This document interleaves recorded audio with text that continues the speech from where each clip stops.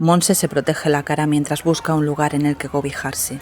Duarte se acerca por detrás, la agarra del brazo y la chica se sorprende. Está muy pálida, desencajada por el miedo.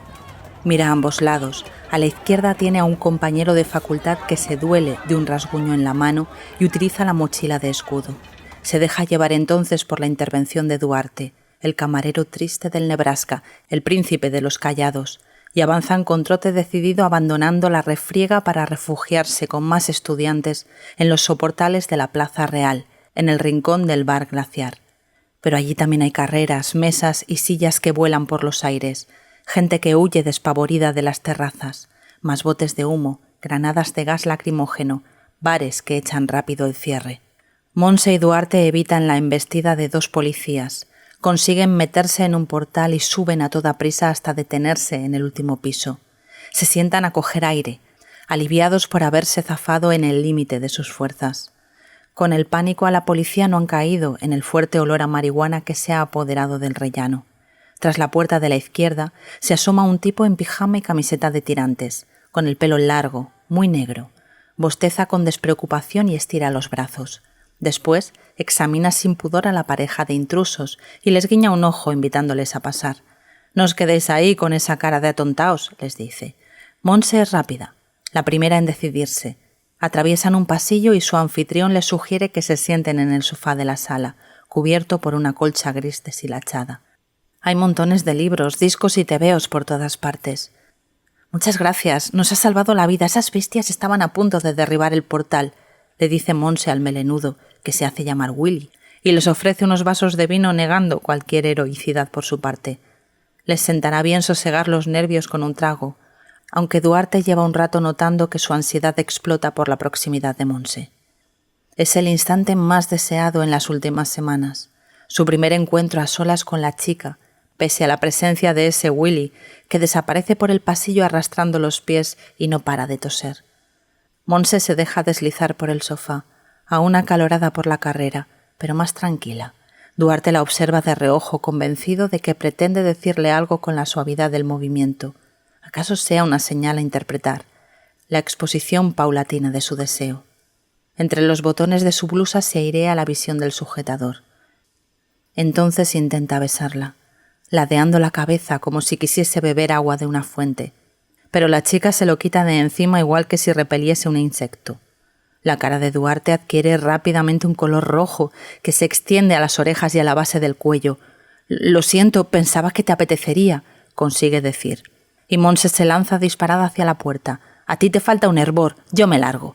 Es lo último que oye de ella mientras Willy sigue la escena desde el pasillo con expresión divertida, antes de que la chica desaparezca del piso.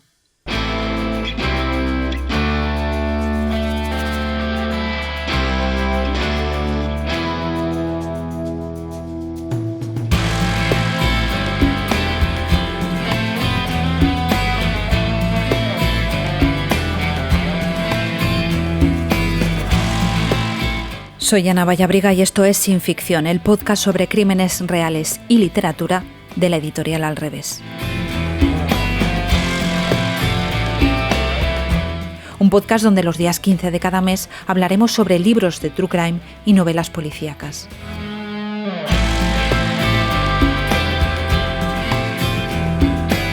Sin Ficción es la colección de libros de Al Revés que aborda crímenes reales escritos por periodistas y criminólogos. Está dirigida por la periodista y escritora Marta Robles. Tienes más información en alreveseditorial.com.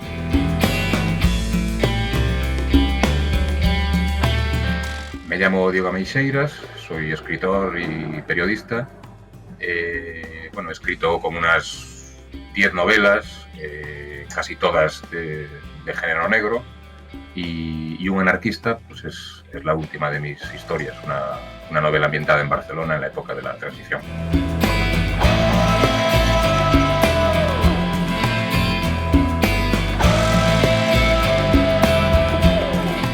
Bienvenido, Diego. Muchas gracias. ¿Qué tal? Barcelona, 1977. La ciudad vive un momento convulso tras la muerte de Franco, el renacer del anarquismo y los movimientos políticos que conducirán a lo que fue la transición. Y en todo este caos aparece Miguel Duarte, un joven de 20 años, migrante, tímido, enamorado, que inicia un viaje de autodescubrimiento. Tanto el momento político como el personaje de Duarte son elementos muy potentes en tu novela. ¿Cuál de los dos fue el germen de la historia? Bueno, yo quería escribir una historia ambientada en un momento muy convulso de la transición, que es precisamente entre, bueno, justo después de la muerte de Franco hasta más o menos cuando se firman los pactos de la Moncloa. Y me parecía que en Barcelona y en Cataluña en general, en esa época, bueno, pues el anarquismo había tenido una fuerza considerable y que podía escribir una novela en la que pues todo ese contexto político y esa gran efervescencia cultural y libertaria de ese momento, pues podía estar ahí un poco como telón de fondo, ¿no? De una historia que en realidad la historia de un anarquista es la historia, yo creo, de cómo nos construimos nuestra propia identidad personal. Es decir, es la historia de un chaval de 20 años, de Miguel Duarte, que llega a Barcelona, que es un chico pues más o menos tímido, que ha vivido poco, que viene de una ciudad pequeña, de una educación religiosa, y de repente, pues claro, llega a una ciudad que le ofrece pues un montón de perspectivas, de oportunidades, de involucrarse en política, de conocer el amor, bueno, de vivir experiencias, digamos, un poco al límite, ¿no? Comparado con lo que ha sido su vida anterior, ¿no? Entonces, cuando empecé a escribir la novela, un poco estaban esas dos vías, ¿no? El intentar pues que la historia tuviese un contexto político fuerte, que Barcelona como ciudad también tuviese mucho, mucho protagonismo, pero que fuese sobre todo la historia de cómo construimos nuestra identidad cuando somos jóvenes y cuando nos enfrentamos por primera vez a los grandes desafíos de la vida, ¿no? Que tienen que ver, bueno, pues con el amor, con la relación con los otros y en cómo nos vemos también nosotros mismos delante del espejo, ¿no?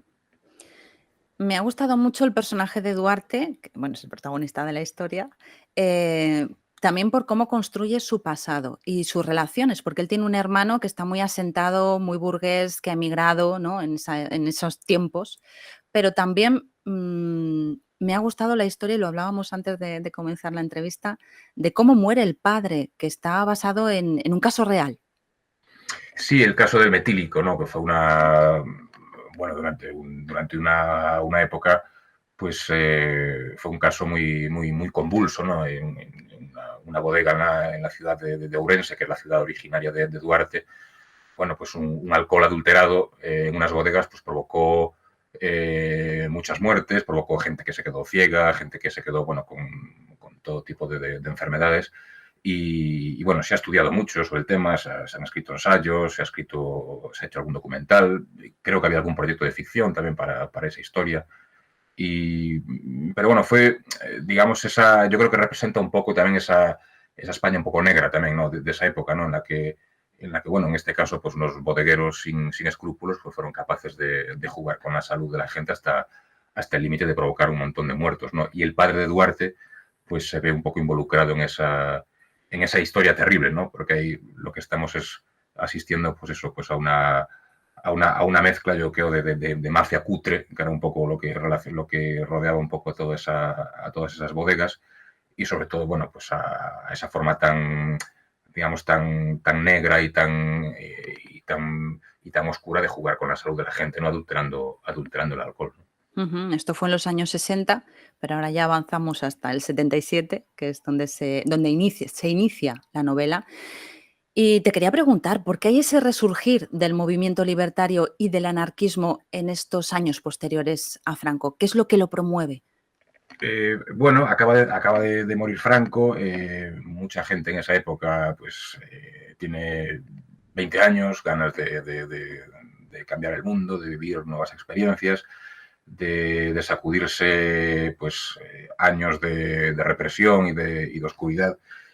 Y yo creo que en ese momento, en el 70 bueno, sí, una vez que muere Franco, ahí, digamos, en Barcelona empiezan a coincidir pues gente que vuelve del exilio, de viejos anarquistas que vuelven otra vez a España, eh, y toda esa generación, digamos, que coincide pues con gente más joven que no ha vivido la guerra, que no ha vivido la represión y el exilio, pero sí que son jóvenes pues, libertarios, antiautoritarios, que están pues, más vinculados pues, al mundo hippie, al ecologismo, al feminismo, a las luchas de las minorías, a las luchas de los gays, de las lesbianas, de bueno, de muchas, digamos, de muchos compromisos sociales alrededor del anarquismo. Entonces, bueno, esas dos generaciones coinciden y hay pues una gran efervescencia, ¿no? Durante unos años en Barcelona, ¿no? También coincide pues todo el movimiento contracultural, ¿no? También estamos hablando de una época anterior a la heroína, ¿no? Entonces, digamos que también el mundo de las drogas todavía no ha golpeado con la fuerza que lo hizo después, en los años 80, ¿no? que fue terrible, ¿no?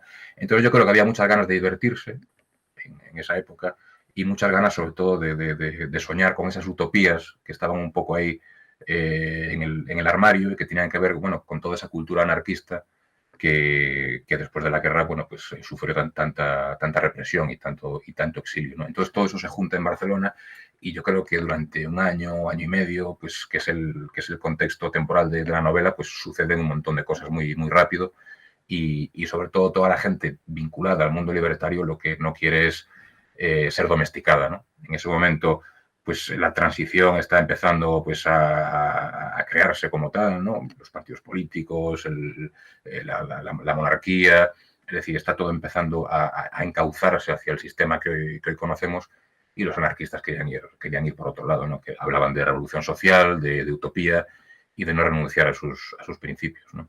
Ujú. Sí, en esa Barcelona que nos muestras, lo que tú nos comentabas, ¿no?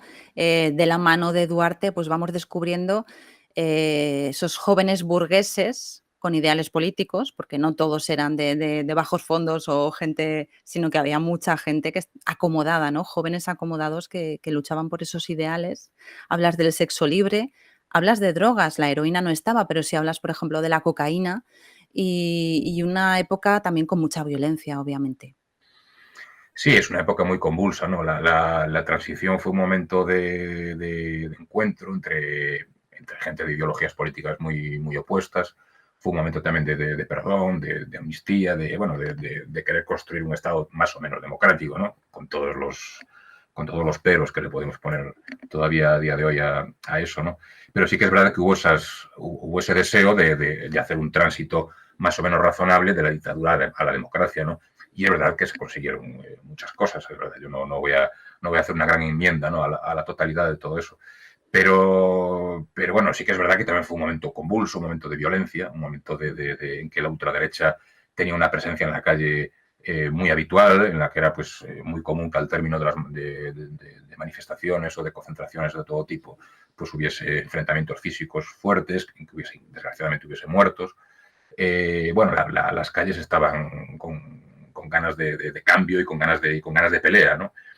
Entonces, bueno, creo que todo ese contexto ahí de fondo, yo creo que le daba un ambiente un poco, no sé si heroico a la novela, ¿no? Pero bueno, de decir, aquí en las calles están sucediendo cosas, ¿no? Y la política, pues, es algo más digamos, que la representación a través de los partidos políticos y demás, ¿no? La gente en la calle también lucha por sus derechos.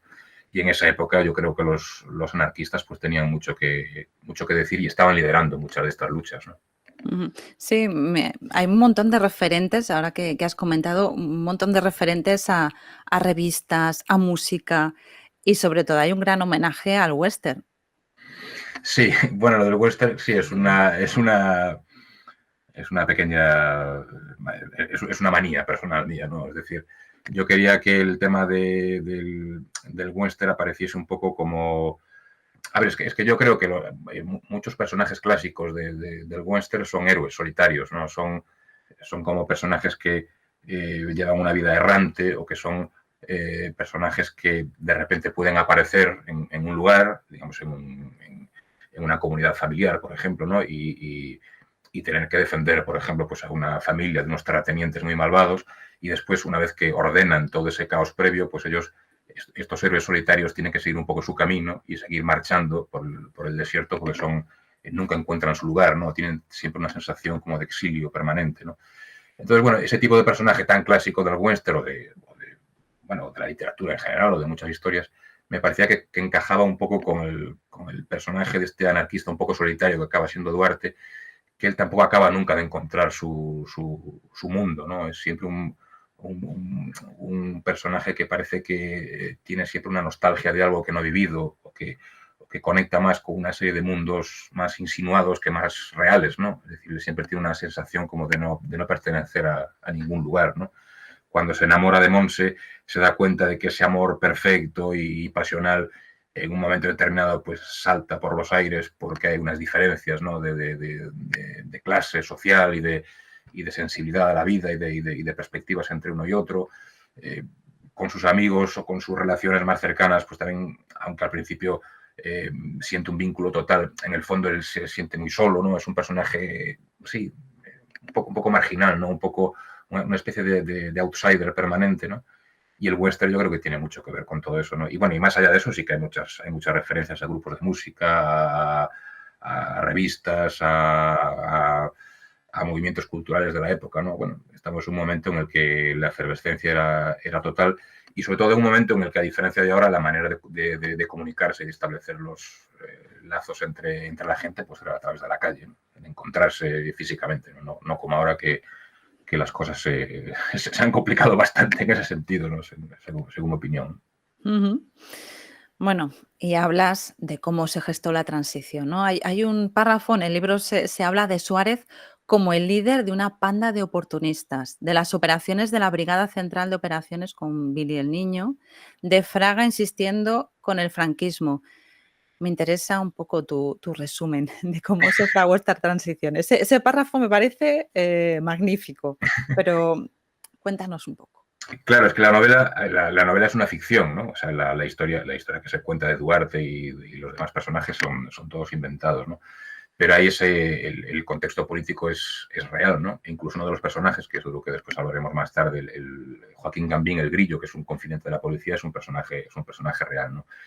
Pero esto que me decías ahora mismo, sí, del papel de Suárez en la transición, de Fraga, de Felipe González, bueno, de todos los, digamos, los grandes personajes de ese momento, todos hombres, por supuesto, eh, pues, a ver, yo intento que la novela dé voz a cómo los anarquistas estaban viendo ese momento histórico, ¿no? Entonces, bueno, yo como autor puedo estar más de acuerdo o en desacuerdo respecto a esa cuestión, ¿no? Pero a ver, sí que es verdad que en ese momento estaba en marcha una domesticación absoluta de los movimientos sociales y de la izquierda, ¿no? Había un miedo absoluto a que en España, por ejemplo, pues el primer partido de la izquierda fuese el Partido Comunista, ¿no? Como en Italia. Es decir, eso no sería, no era muy admisible para ciertos poderes fácticos, ¿no? Entonces, Pero, perdón que te interrumpa, sí, Diego, ahí hablas también de la CIA.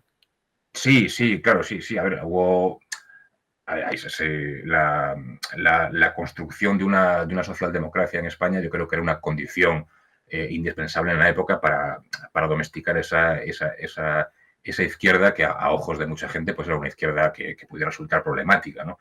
Entonces, claro, que, que en esa época pues el Partido Socialista empieza a ocupar un lugar central en detrimento del Partido Comunista, pues no es una casualidad. Ahí había un montón de apoyos sociales, económicos, políticos del exterior que querían fomentar un poco eso, ¿no?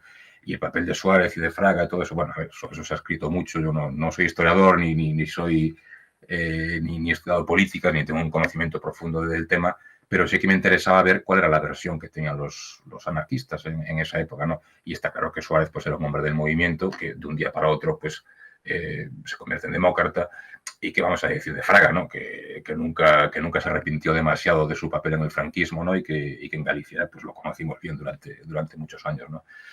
Bueno, la historia de la transición yo creo que se resume muy bien cuando hace unos años conocimos que Suárez dijo en una entrevista que realmente no se habían atrevido a plantear un referéndum sobre la forma del Estado, es decir, ofrecer a la gente la posibilidad de escoger entre monarquía y república, porque sabían que lo iban a perder.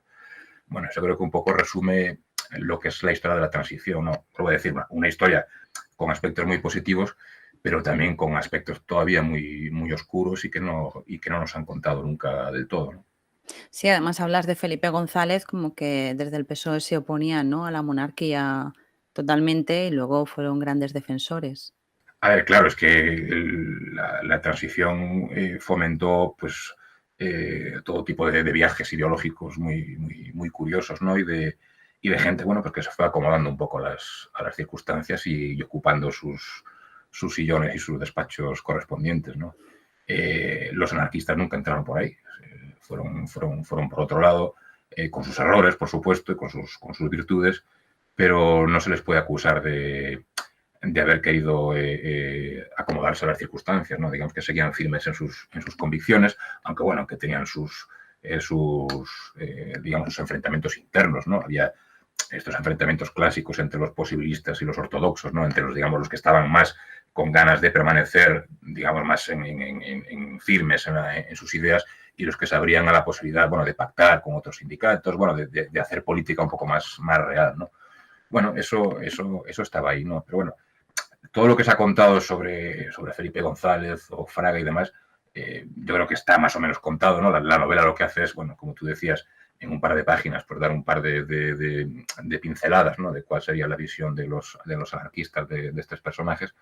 Pero bueno, creo que años más tarde, sobre todo creo que en el caso de Felipe González, estamos, no sé si descubriendo, pero conociendo realmente el personaje como es, ¿no? Y quizás, por lo que yo decía ahora, se explican muchas cosas del pasado, ¿no? Y de cómo Y del presente, te diría yo.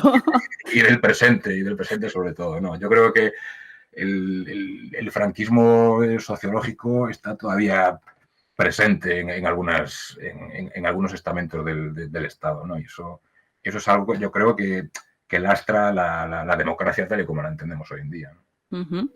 Bueno, todo el tema del anarquismo y el movimiento libertario fueron los grandes apartados en el tema de la transición, ¿no? Quizá porque, como tú decías, no quisieron entrar, no quisieron pasar por ciertos aros, ¿no? Y no sé si esto tiene que ver, y enlazamos con el centro de la historia, de tu historia, de la novela, que es el caso Scala. ¿Qué pasó el 15 de enero de 1978 en Barcelona? Bueno, pues el 15 de enero del 78 en Barcelona, pues hay una manifestación contra los pactos de la Moncloa, y esa manifestación de los anarquistas, pues al término de la manifestación, pues un grupo de manifestantes pues decidió tirar unos cócteles Molotov contra la sala de fiestas Scala, ¿no? Era una sala de fiestas en esa época pues muy famosa en Barcelona, donde era habitual pues ir a divertirse, a tomarse una copa, bueno, incluso se hacía un programa de televisión española en la sala de fiestas, ¿no? Era muy conocida. Claro, y el lanzamiento de estos cócteles Molotov lo que acaba provocando pues es la muerte de 4 trabajadores que en ese momento estaban dentro de la sala de fiestas, ¿no? Posteriormente se detiene a todos los que participan en el lanzamiento de esos artefactos. Se abre bueno, digamos que el movimiento anarquista sale muy tocado de esa acción, porque evidentemente tanto los medios de comunicación como diversas fuerzas pues empiezan a criminalizar con hechos sobre la mesa todo el mundo del anarquismo, todo el movimiento anarquista, es decir, 4 muertos a sus espaldas. La verdad es que es algo terrible, ¿no? Pero no hay que olvidar que el lanzamiento de esos cócteles Molotov fue un movimiento un poco extraño, porque por ahí en el medio estaba Joaquín Gambín el Grillo, un personaje real, que era un confidente de la policía, que fue un poco el instigador de ese suceso, ¿no? Es evidente que los cócteles Molotov se lanzaron, pero este confidente de la policía, pues por razones que no acabamos de entender muy bien, pues tenía esa fijación con la Scala, ¿no? Eso es algo que Xavier Cañadas, en su libro El caso Scala, el terrorismo de Estado, un libro que yo utilicé como base para la novela, pues él explica que él no entendía por qué tenían que tirar esos cócteles Molotov contra la sala de fiestas, ¿no? Cuando lo más habitual hubiese sido, siguiendo un poco la dinámica de la acción directa y demás, pues no sé, pues una sucursal bancaria, un edificio oficial, es decir, que era un poco más lo más habitual en ese momento, ¿no?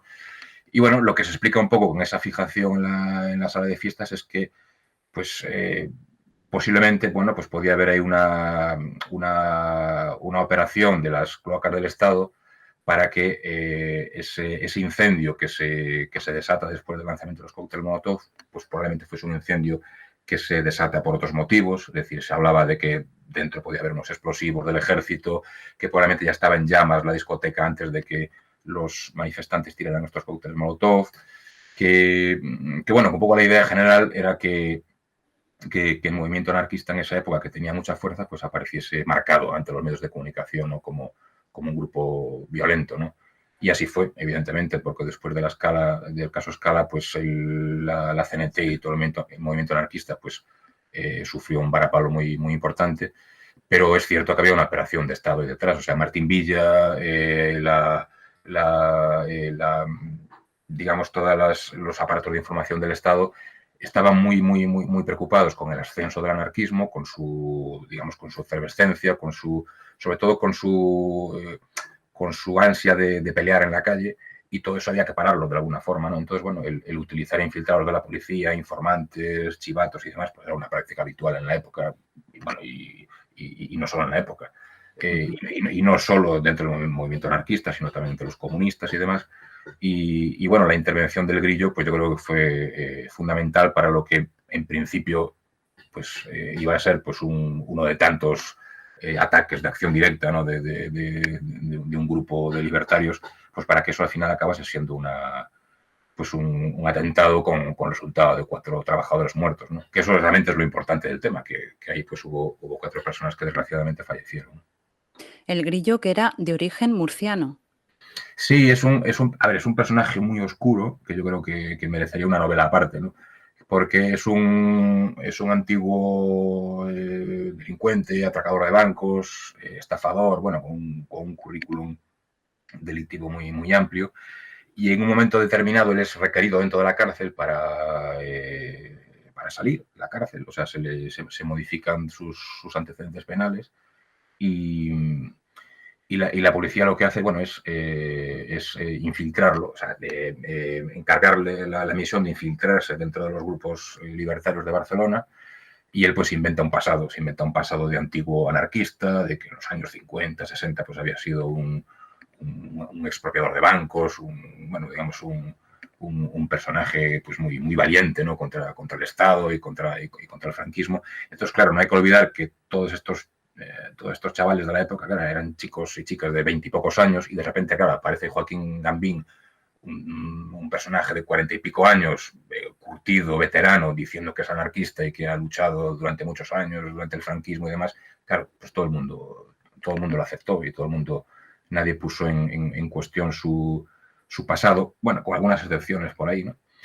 Entonces, bueno, pues él cuando se infiltra en el movimiento empieza a pasar información a la policía, y es él el que sugiere a estos anarquistas pues que cometan el atentado de la Scala, ¿no? Entonces, bueno, su papel yo creo que fue fundamental, y además, bueno, él después estuvo entrando, saliendo de la cárcel, estuvo perseguido también por ETA, bueno, digamos que una vida de muchos avatares, ¿no? Y que, bueno, un poco encaja con la historia de un auténtico oportunista que era capaz pues de pasar información a la policía, de ser al mismo tiempo pues alguien sin ningún tipo de escrúpulos, incluso con gente que en principio se había fiado de él. Bueno, es uno de esos personajes, yo creo que habituales en este submundo, ¿no? Digamos, de la política y casi de la intriga, ¿no? Por decirlo de alguna forma. Que no nos olvidemos que el caso Scala todavía es un caso clasificado. Sí, porque es que involucra a las polacas del Estado, ¿no? Y sobre todo porque, bueno, es una historia que no es cómoda, ¿no? Es una historia que yo creo que refleja un poco lo que te decía antes, esa preocupación que había en la época pues para que la transición fuese por un camino determinado, ¿no? Y digamos que todo lo que sucedió con el caso Scala, yo creo que representaba un poco esa España que todavía tiene el franquismo ahí encima de la mesa, ¿no? Y que era capaz, bueno, ante lo que se consideraba un peligro social, ¿no? Que sería pues que la gente estuviese en la calle defendiendo sus derechos, pues que contra eso se podía actuar de cualquier forma, ¿no? Entonces, ojalá algún día podamos saber exactamente la verdad y cómo fue el suceso, ¿no? Lo que sabemos hasta ahora es que sí, que había un interés del Estado por criminalizar al movimiento anarquista y que realmente lo consiguieron, porque 4 muertos en ese momento pues fueron difíciles de defender de ningún modo, ¿no? O sea, yo creo que cuando aparece la violencia en ese estado, pues la verdad es que es lógico que mucha gente se desanimara y que muchos militantes en ese momento pues decidiesen apartarse a un lado, ¿no? Se ha escrito bastante o se está empezando a escribir bastante sobre el periodo de la transición, pero tengo la impresión de que de este periodo histórico del que tú hablas, ese previo a la transición, hay poca literatura, se ha escrito poco, a nivel de ficción sobre todo. Sí, yo creo que es, digamos, un momento en el que yo creo que todavía hay muchas cosas por descubrir, ¿no? Y muchas historias todavía por contar, ¿no? Y quizás a lo mejor no hemos tenido la perspectiva suficiente para poder tratar muchos episodios de ese momento, ¿no? O porque a lo mejor contar ciertos momentos de la transición supone contarlo desde un cierto compromiso con la verdad, ¿no? Y esa verdad a veces puede no resultar muy cómoda, ¿no? Yo para escribir la novela, además de todo la documentación periodística de la época, ¿no? Y el hablar con la gente y poder, sobre todo, pues ordenar un poco en mi cabeza, ¿no? Todo lo que había ocurrido en ese momento. Yo creo que lo que sobre todo utilicé fue pues el trabajo que muchos escritores y muchas escritoras hicieron con Barcelona en esa época, ¿no? Es decir, poder volver a leer las novelas de Montalbán, de González Ledesma, de Montserrat Roig, de un montón de escritores a los que cito al final, ¿no? Que son los que utilizaron Barcelona como la ciudad central de sus historias, ¿no? Y muchas de esas novelas evidentemente están también ambientadas en la transición, ¿no? Y, por ejemplo, las novelas de Carballo de esa época, pues yo creo que reflejan muy bien pues lo que se cocía en la calle en esa época, ¿no? Y esa visión también un poco desencantada de la transición que mucha gente empezó a tener cuando se dio cuenta de que el camino hacia la democracia estaba muy bien marcado, ¿no? De por dónde debíamos ir, ¿no? Pero bueno, sí que es verdad que yo creo que se podrían escribir muchas más novelas, ¿no? Estaba pensando tener una novela de Ignacio Martínez Pisón, que es el día de mañana, que yo también la tuve muy presente cuando escribí la mía, ¿no? Y bueno, la verdad es que a mí me parece un momento apasionante la transición, por lo que tiene de ruptura y de continuismo, ¿no? entre dos regímenes, ¿no? Entre la dictadura y la democracia que se empezó a construir después. Recordad Un anarquista de Diego Ameixeiras. Muchas gracias, Diego. Gracias a ti.